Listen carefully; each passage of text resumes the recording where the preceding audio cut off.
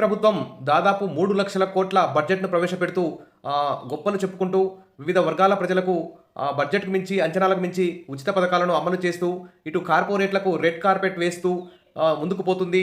తర్వాత 2047 కల్లా ఏపీని అత్యాధునికంగా, అత్యున్నతంగా మరి భారతదేశంలోనే తీర్చిదిద్దామని చెప్పేసి కీలకంగా ప్రకటిస్తున్నటువంటి చంద్రబాబు నాయుడు గారు మరి వివిధ పథకాలని అమలు చేయడంలో కీలక పాత్ర పోషిస్తున్న ఉద్యోగులను మాత్రం అసలు పట్టించుకోవడం లేదు.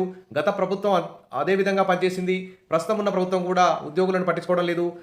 వాళ్ళు వీళ్ళ మీద, వీళ్ళు వాళ్ళ మీద తప్పును నెట్టుకుంటూ, నిందను వారి మీద వీరి మీద మోపుకుంటూ కాలయాపన చేస్తూ వస్తున్నారు. ఇక్కడ ఉద్యోగులు, పెన్షనర్లు, ఉపాధ్యాయులు మాత్రం ప్రతి నెల సంవత్సరానికి లక్షల్లో నష్టపోతున్నారు. మరి ఎమ్మెల్యేలు, ఎమ్మెల్సీల జీతాలు, పెన్షన్లు మరి భారీ ఎత్తున పెంచుకున్నారు. ఎలాంటి ప్రకటన లేకుండా ఒకేసారి కామ్గా పెంచేసుకున్నారు. కానీ మరి ఎన్నోసార్లు వీధి పోరాటాలు చేస్తూ రోడ్లపైకి వస్తున్నటువంటి ఉద్యోగులకు మాత్రం ఎలాంటి పిఆర్సీలు లేవు, డిఏలు లేవు, ఈహెచ్ఎస్ స్కీమ్ అమలు కావడం లేదు, పెండింగ్ బిల్స్ విడుదల కావడం లేదు. ఇది మాత్రం అన్యాయమని ఇక్కడ చెప్పుకుంటున్నారు. 1,000 కోట్ల భూ కేటాయింపులు, సబ్సిడీలు ఇస్తూ క్యాబినెట్ కీలక తీర్మానాలు అయితే చేసింది. దాదాపు బడా కార్పొరేట్ కంపెనీలకు రెడ్ కార్పెట్ వేస్తుంది. మరి ఉద్యోగులు, పెన్షన్లు, ఉపాధ్యాయులకు మాత్రం ఇక్కడ బ్యాడ్ కార్పెట్ వేస్తున్నట్టు, బ్లాక్ కార్పెట్ వేస్తున్నట్లే మనకు అర్థమవుతుంది. మరి ఈ విధంగా విశాఖని ఐటీ హబ్గా చేస్తాం, ముంబై తరహాలో విశాఖను అభివృద్ధి చేస్తాం. మరి అభివృద్ధి చేస్తే మంచిదే. ఏపీని అభివృద్ధి చేస్తే అందరూ సంతోషంగా ఉంటాం, ఉద్యోగాలు లభిస్తాయి, అందరూ హ్యాపీగా ఉంటాం. కానీ మరి ఈ ఏపీ అభివృద్ధిలో కీలక పాత్ర పోషిస్తున్న ఉద్యోగులను మాత్రం పట్టించుకోకపోవడం, ఉద్యోగ సంఘాల జేఏసీల్ని చర్చలకు ఆహ్వానించకపోవడం, అసలు ఉద్యోగుల సమస్యలు ఏంటివి, ఎలక్షన్ ముందు ఏమి హామీ ఇచ్చారు, మరి ఉద్యోగులు ఏ విధంగా సతమతం అవుతున్నారు, మరి ఉద్యోగులు ఎందుకు ధర్నా చేయడానికి సిద్ధమవుతున్నారు, దాన్ని గమనించి ప్రభుత్వం వెంటనే ఇప్పటికైనా సరే ఏపీ ఉద్యోగ సంఘాల జేఏసీని చర్చలకు పిలిచి అసలు వారి యొక్క ఆర్థికేతర సమస్యలన్నింటినీ పరిష్కారం చేయాలి. వెంటనే 4 డిఏలు విడుదల చేయాలి. 30% తగ్గకుండా మధ్యంతర భృతి ఇవ్వాలి. తర్వాత పిఆర్సీ కమిషన్ను వెంటనే నియమించాలి అని చెప్పేసి ఇక్కడ YSRCP employees and pensioners wing అధ్యక్షుడు చంద్రశేఖర్ రెడ్డి అయితే డిమాండ్ చేస్తున్నారు. మరి ప్రభుత్వం కూడా అదే విధంగా ఉద్యోగులకు న్యాయం చేయాల్సిన అవసరం ఉంది. ఎందుకంటే వారు కష్టపడి పనిచేస్తున్నారు, వారికి కూడా కుటుంబాలు ఉన్నాయి, వారికి కూడా ఖర్చులు ఉంటాయి, వారికి పిల్లల ఫీజులు కట్టడం, హాస్పిటల్ ఖర్చులు, ఈ విధంగా వివాహాలు, ఇల్లు కట్టుకోవడం, ఈ విధంగా ధరలు భారీ ఎత్తున పెరిగిపోవడంతో బ్యాంకుల్లో లోన్లు, ఈఎంఐలు పే చేయడం కూడా చాలా ఇబ్బందికరంగా మారింది.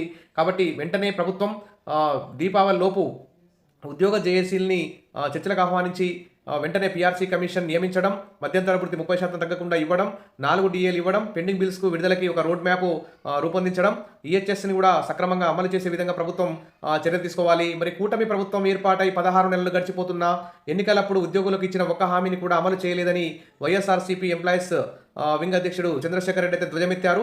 ఉద్యోగులు హక్కుగా పొందాల్సిన వాటిని సైతం ఇవ్వకుండా కూటమి సర్కారు వేధిస్తోందని చెప్పారు. ఇక్కడ ఆయన మీడియాతో మాట్లాడుతూ మంత్రివర్గ సమావేశం జరిగినప్పుడల్లా ఉద్యోగుల హామీలపై నిర్ణయం తీసుకుంటారని ఎదురు చూడడమే తప్ప ఏ ఒక్క హామీని నెరవేర్చలేదని చెప్పారు. 2 ఏళ్లలో 4 డిఏలు పెండింగ్లో పెట్టడమే కాకుండా ఇప్పటికీ 12వ పిఆర్సీ ఏర్పాటు చేయకుండా ఉద్యోగులను ఇబ్బంది పెడుతున్నారన్నారు.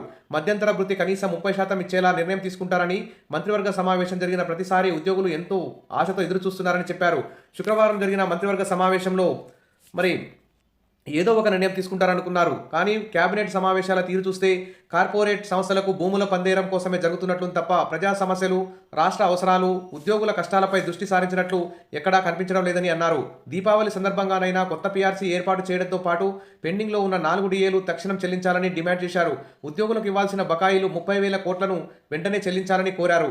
నెట్వర్క్ ఆసుపత్రులకు ఆరోగ్యశ్రీ బకాయిలు తక్షణం చెల్లించి ఉద్యోగులు, పెన్షనర్లకు క్యాష్లెస్ ట్రీట్మెంట్ అందించేలా చర్యలు తీసుకోవాలని ఇక్కడ డిమాండ్ అయితే చేశారు. తక్షణం ఉద్యోగుల సమస్యలు, డిమాండ్లను పరిష్కరించకపోతే ఉద్యమాలను తీవ్రతరం చేస్తామని చెప్పేసి ఇక్కడ ఉద్యోగ సంఘాలు అయితే ప్రకటిస్తున్నాయి.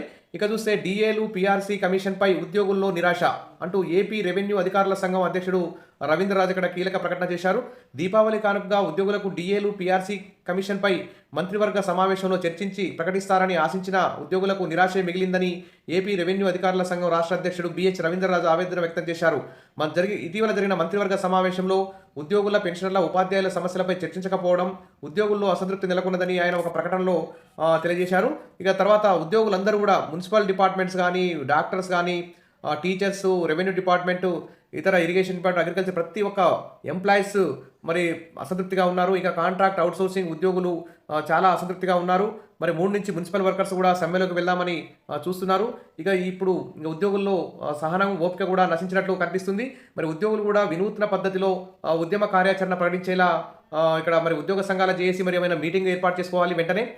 ఉద్యోగ సంఘాల జేఏసీ మీటింగ్ ఏర్పాటు చేసుకొని అన్ని సంఘాలు ఐక్యంగా మరి అసలు ఏం చేయాలి, మరి ప్రభుత్వం నుంచి డీఏలు రాబట్టుకోవడానికి, పీఆర్సీ రాబట్టుకోవడానికి, మధ్యంతర వృత్తి రాబట్టుకోవడానికి మరి ఎలాంటి ఉద్యమ కార్యాచరణ రూపొందించాలి, మరి ఈ ప్రభుత్వం మీద ఏ విధంగా ఒత్తిడి తీసుకురావాలి, మరి ఎలా ఆర్థికేతర సమస్యలు ఎలా పరిష్కరించుకోవడానికి మార్గాలేంటి అనేటువంటి అంశాలపై కూలంకషంగా చర్చించాలి.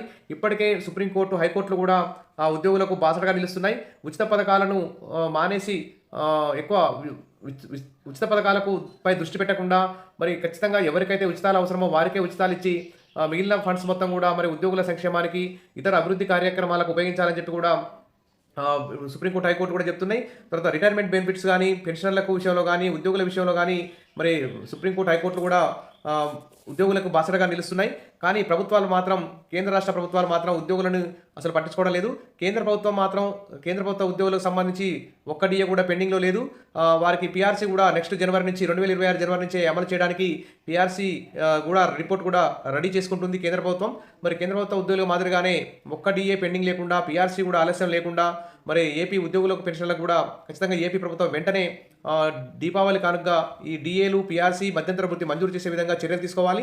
మరి మంత్రివర్గ సమావేశం ఉద్యోగుల పట్ల ఎలాంటి సానుకూల నిర్ణయం తీసుకోకపోవడం పట్ల మరి ఉద్యోగ సంఘాల జేఏసీ ఏ విధంగా స్పందిస్తుంది, మరి ఉద్యోగ సంఘాల జేఏసీ మీద సగటు సాధారణ ఉద్యోగులు ఏ విధంగా స్పందిస్తున్నారు, మరి ఉద్యోగుల యొక్క క్షేత్రస్థాయిలో ఉద్యోగుల యొక్క ఆవేదనను ఉద్యోగ జేఏసీ కూడా అర్థం చేసుకోవాలి. మరి ఉద్యోగ జేఏసీ కూడా మరి ప్రభుత్వాన్ని ఎలా ఒప్పించాలనే అంశాల మీద ఒత్తిడి తీసుకొచ్చే విధంగా మరి ఒక రూట్ మ్యాప్ చేసుకోవాలి. ప్రభుత్వం కూడా ఇక్కడ ఆర్థిక శాఖ మరియు కొన్ని నిధులని 30,000 కోట్లు పెండింగ్లో ఉన్నాయి.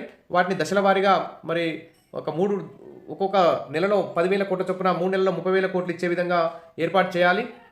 దీపావళి నాటికైనా ఖచ్చితంగా ప్రతి రాష్ట్ర ప్రభుత్వం కూడా అందరికీ డిఏలు, దసరా దీపావళి సందర్భంగా డిఏలు మంజూరు చేస్తున్నారు. మరి ఏపీ ఉద్యోగులకు మాత్రం ఈ రాకపోవడం, ఈ డిఏలు, పీఆర్సీ, మధ్యంతర వృత్తి రాకపోవడం అయితే చాలా అన్యాయమని అందరూ కూడా భావిస్తున్నారు, అసంతృప్తిగా ఉన్నారు. కాబట్టి మరి ఉద్యోగ సంఘాల జేఏసీ కూడా ఒక వెంటనే మీటింగ్ పెట్టుకోవాలి. ప్రభుత్వం కూడా ఉద్యోగ జేఏసీని చర్చలకు ఆహ్వానించాలి.